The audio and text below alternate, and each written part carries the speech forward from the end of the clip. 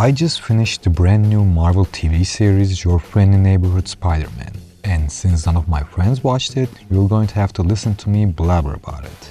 First things first, I genuinely enjoyed it. It's not necessarily as good as the 90s animated series, but it doesn't have to be. This is a brand new take on the character and the universe he inhabits. That said, it isn't without its flaws. And I'll try to break down my thoughts on every aspect of the show.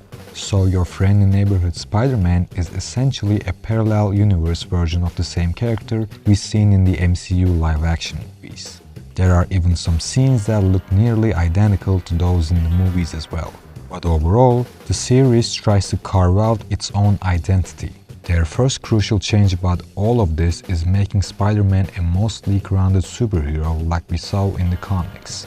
A big portion of the villains in the series are either street thugs or a different adaptation of the well-known characters in the Spider-Man Rogues Gallery.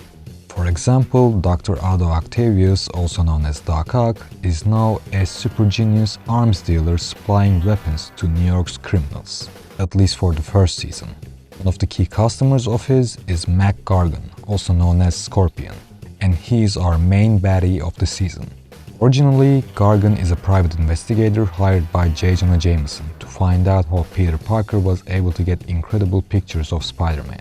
As Gargan fails to complete this mission, frustrated JJJ decides to pay him a big paycheck to be the subject of an experiment, created by Dr. Farley Stillwell. And bada bing bada boom, stuff goes wrong and he becomes the supervillain known as Scorpion. But in this version, he's a gang leader looking to expand his turf, and he acquires his Scorpion armor from Octavius. We also have a Venom-like symbiotic creature here both in the first episode and also in the last, which I would say it's handled both creatively and logically.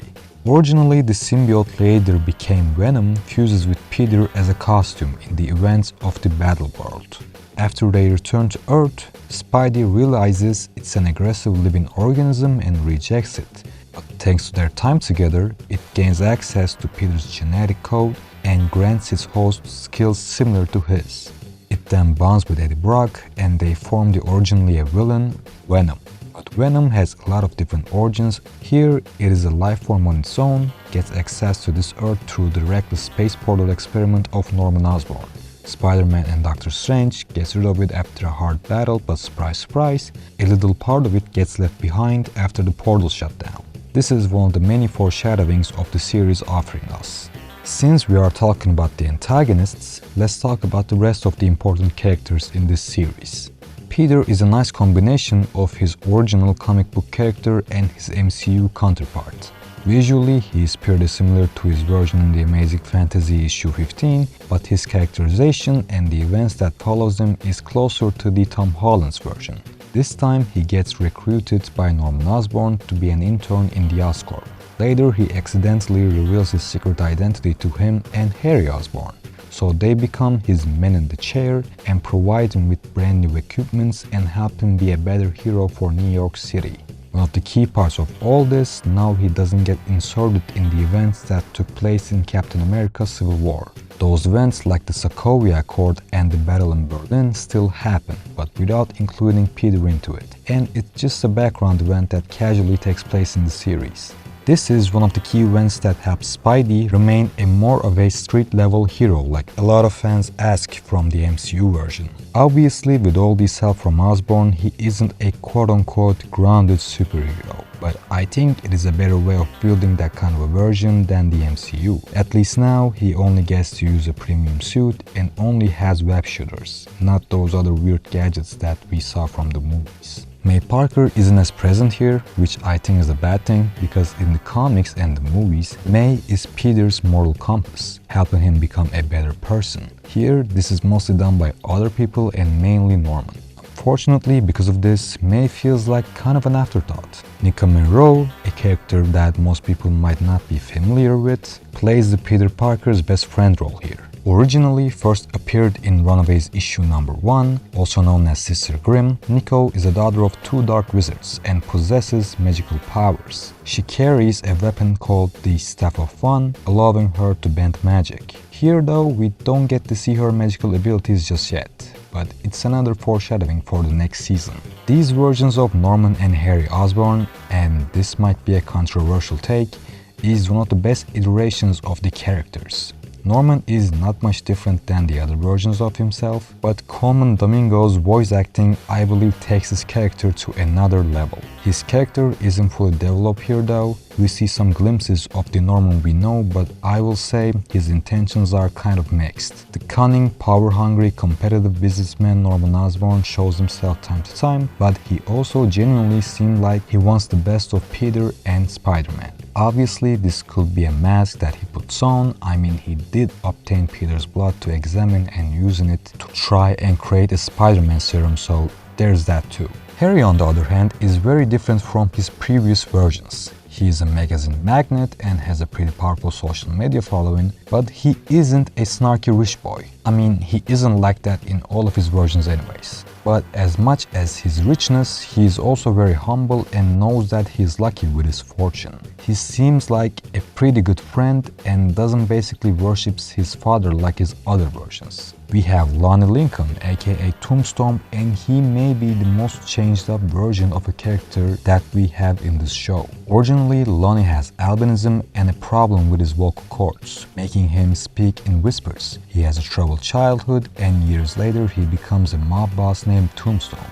But here, Lonnie mostly has a good life. He has a loving family, he is the star of his school's football team, academically intelligent and has a good girlfriend. But unfortunately, to save his brother, he has to sacrifice himself to the gang around his neighborhood. But still, for the most, Lonnie keeps being a decent person. Sure, he lies to his family more, basically forgets about school, gets kicked out of the football team, but most of these happen because he's being forced to. Here he gets his superpowers because he accidentally gets exposed to a gas in the last episode. But he still doesn't lose his control and helps out Spider-Man on the final battle, and actually prevents him from losing his control. One of the final shots, we get glimpses of his skin condition as a new side effect. But as the season ends, he still doesn't have the evil mob boss vibes. It feels like his future is left undecided moving further. And finally, we have Pearl, the first love interest of Peter.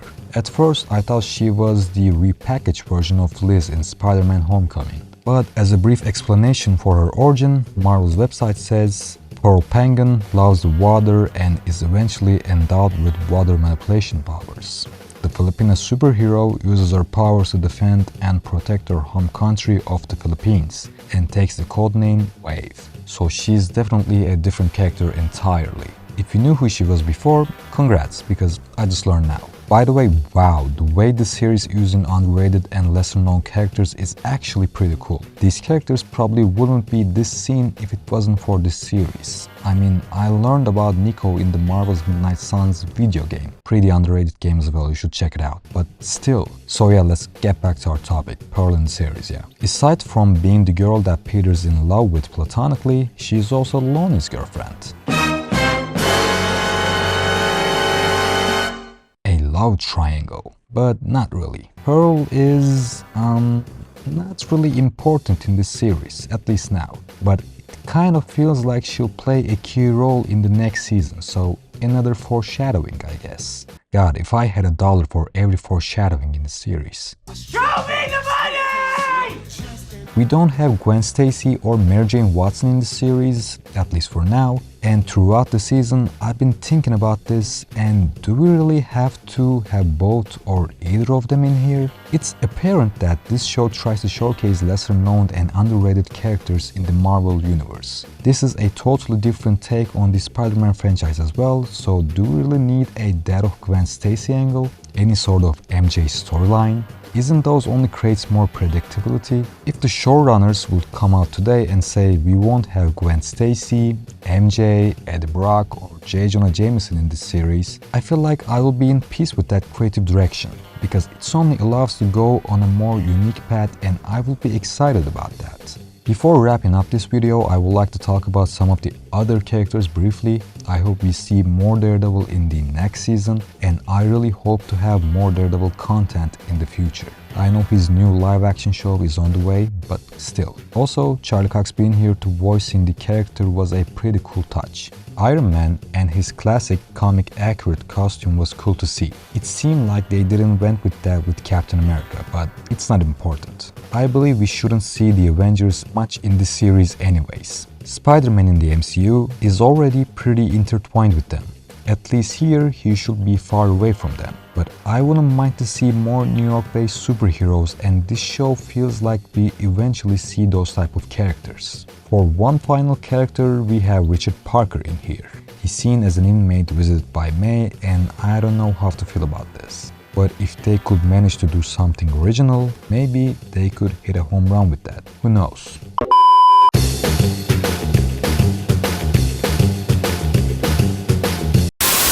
Originally, I was going to make some predictions about the next season, but I don't think we need to do that here. This show clearly likes to go to different directions, so I just want to wait and see.